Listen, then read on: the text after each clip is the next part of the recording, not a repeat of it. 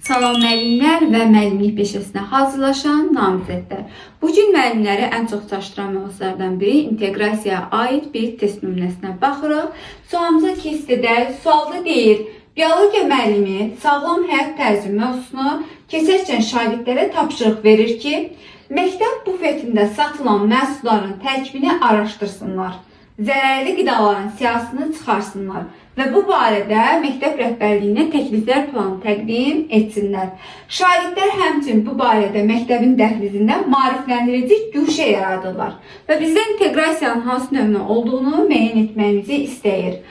Baxaq, variantları təhlil edək bir-bir. A variantı fən daxili şagird. Fən olaraq biologiya fənnidir. Çünki biologiya müəllimi tələb edir mövzuya aid tapşırığı.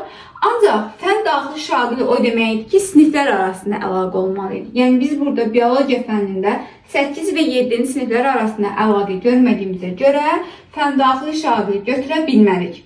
B variantı fənlər arası. Biologiya fənni var, doğrudur. Ancaq biologiya fənni digər bir fənlə əlaqələndirmir. Məsələn, burada satılan məhsulların tərkibini araşdıraraq, əgər kalori hesablaması etsəydilər, bu zaman biz bunu riyaziyyat fənni ilə əlaqələndirə bilərdik. Ancaq görmədiyimizə görə belə bir nümunə fənlər arası da deyil. C variantı fən daxili. Bəli, biologiya fənnidir. Amma biologiya fənnində sağlam həyat tərzi mövzusunu digər bir mövzu ilə əlaqələndirilmədiyinə görə, digər bir standart görmədiyimizə görə biz fən daxili götürə bilmərik. D variantı fən üstü.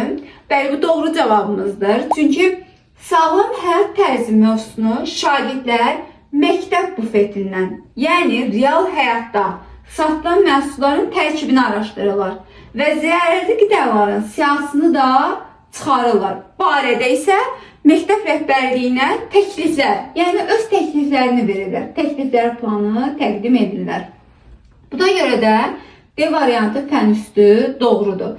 Həmçinin şagirdlər bu barədə də məktəbin dəhlizində maarifləndirici güşə yaradırlar. Yəni, şagirdlər sağlam həyat tərzi mövzusunun tapşırığını hazırlayırlar, təkliflər planını hazırlayıb, real bir həyatda güşə yaradırlar. Buna görə bu fən üstü inteqrasiya doğrudur. Ancaq Y variantı fən daxili üfüqi, dediyimiz kimi biologiya fənni arasında üfüqi inteqrasiya mövzular arasında olmalıydı. Bir fən daxilində müxtəlif mövzular olmadığına görə Y variantı da yanlışdır. Bəs necə edək ki, fən üstü inteqrasiyanı test nümunələrində tapa bilək? Fən üstü inteqrasiya test nümunələrində əsas baxmalıyıq ki, şagird bu bacarığı məktəbdən kənarda, sinifdən kənara çıxsın. Burada gördüyümüz kimi fən mövzu sağlam həyat tərzidir.